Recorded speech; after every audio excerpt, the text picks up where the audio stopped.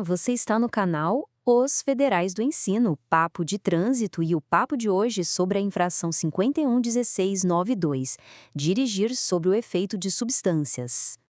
Já parou para pensar no que acontece quando alguém dirige depois de tomar um remédio controlado ou alguma outra substância que altera a percepção? Pois é, a gente vai detalhar hoje uma das infrações mais sérias do nosso Código de Trânsito e ela tem regras bem específicas que muita gente confunde. Bom, o nosso roteiro de hoje está bem direto ao ponto. Primeiro, a gente vai entender o que define essa infração. Depois, vamos ver as penalidades, que são bem pesadas. Aí, como é que o agente de trânsito constata isso na prática? E aquela dúvida clássica: o que acontece se o condutor se recusar a fazer os testes? E, por fim, vamos ver o momento em que isso deixa de ser só uma infração e pode virar crime. Então, vamos começar pelo começo, né? É fundamental entender exatamente do que a gente está falando quando o assunto é essa infração. A infração que tem o código 51-92 é bem clara. É sobre dirigir sob a influência de qualquer substância psicoativa que cause dependência. Mas atenção ao detalhe: qualquer uma que não seja o álcool. A base legal para isso está lá no artigo 165 do Código de Trânsito Brasileiro. E aqui está o pulo do gato. É crucial não misturar as coisas. A lei separou tudo direitinho. Uma coisa é dirigir sob efeito de álcool, que tem um código próprio, o 511691. Outra coisa, totalmente diferente, é dirigir sob o efeito de outras substâncias como medicamentos controlados ou drogas ilícitas. Para esse caso, o código é o que a gente está vendo, 511692. Ok, agora que a gente já sabe o que configura a infração, vamos entender por que ela é considerada uma das mais severas de todo o Código de Trânsito. Olha só, as consequências são imediatas e não são brincadeira. A infração é gravíssima. E o pacote é completo. Tem multa, suspensão do direito de dirigir, recolhimento da CNH na hora e o veículo fica retido até aparecer alguém habilitado e em condições para levar.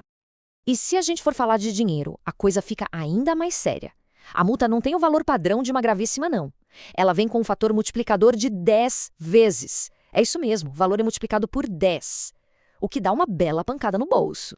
Para ter uma ideia da gravidade, olha só o tempo de suspensão. Não é 1 ou 2 meses, não. São 12 meses, ou seja, um ano inteirinho sem poder dirigir legalmente. É uma penalidade bem longa. E tem mais. A lei ainda prevê um agravante para quem é reincidente. Se o condutor for pego na mesma infração de novo, dentro de um ano, aquela multa que já era multiplicada por 10 simplesmente dobra de valor. Tá, mas como é que isso tudo é verificado na prática? Lá na rua, numa blitz. Existe um procedimento bem definido que o agente de trânsito precisa seguir. O processo é bem passo a passo. Tudo começa com a abordagem, claro. Em seguida, o agente oferece ao condutor a chance de fazer exames, que podem ser de sangue ou outros testes previstos. Ao mesmo tempo, ele está de olho, observando se existem sinais de que a pessoa está alterada. Se essa alteração for constatada, aí sim o auto de infração é feito. E aqui tem um ponto fundamental. O agente não pode autuar com base em um único detalhe. A lei exige um conjunto de sinais. É a soma de várias coisas. Por exemplo, a fala está meio arrastada, os olhos estão vermelhos, a pessoa está com dificuldade de equilíbrio, muito sonolenta ou agitada demais. É essa combinação de fatores que comprova a alteração na capacidade de dirigir. Agora vamos para uma parte que gera muita, mas muita dúvida. E se o condutor simplesmente se recusar a fazer os testes que o agente ofereceu? Vamos esclarecer direitinho o que acontece nessa situação.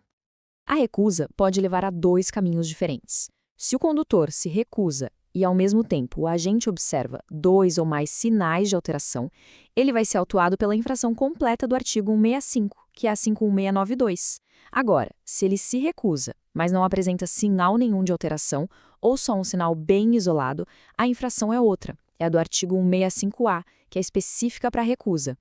E uma regra de ouro aqui: o agente de trânsito precisa escolher. Ele não pode autuar a pessoa pelas 2 coisas ao mesmo tempo. Ou é pela infração de dirigir sob influência, ou é pela infração de se recusar ao teste. É uma ou outra, nunca as 2 juntas na mesma abordagem. Certo. Agora a gente sobe mais um degrau na gravidade do assunto. Vamos ver quando essa infração de trânsito pode sair da esfera administrativa e virar um problema na justiça criminal. A pergunta é bem direta e a resposta também é sim, com certeza. Essa atitude pode ir muito além de multissuspensão da CNH. A própria conduta já pode ser enquadrada como um crime específico previsto no artigo 306 do Código. E a situação piora muito se o motorista causar um acidente com vítimas. Nesse caso, estar sob efeito de substância se torna uma qualificadora, ou seja, um agravante, para os crimes de homicídio culposo e lesão corporal culposa no trânsito. Para a gente amarrar tudo o que conversamos, vamos passar rapidinho pelos pontos mais importantes dessa análise. Então vamos lá. O que a gente precisa guardar? Primeiro, essa infração é só para substâncias psicoativas, tirando o álcool. Segundo, as penalidades são gravíssimas, com multa multiplicada por 10 e suspensão de 1 ano. Terceiro, a constatação depende de um conjunto de sinais. Quarto, a recusa em fazer o teste leva a infrações diferentes, dependendo dos sinais. E por último, sim, tudo isso pode virar um crime. Fica aqui uma reflexão final, né? A responsabilidade no trânsito começa bem antes da gente ligar o carro. É sobre ter plena consciência de como nosso corpo e nossa mente estão. E isso vale para tudo, não só para substâncias ilícitas, mas também para aquele remédio receitado pelo médico que pode afetar nossos reflexos. A pergunta é, será que a gente tem mesmo noção do efeito de tudo que consome antes de assumir o volante? Federais do Ensino, um papo melhor para um mundo melhor. Este material foi produzido por J. Nascimento. Se você gostou deste conteúdo, deixe seu like e siga as nossas redes sociais. Nosso e-mail para contato é federaisdoensino.papodetrânsito@gmail.com.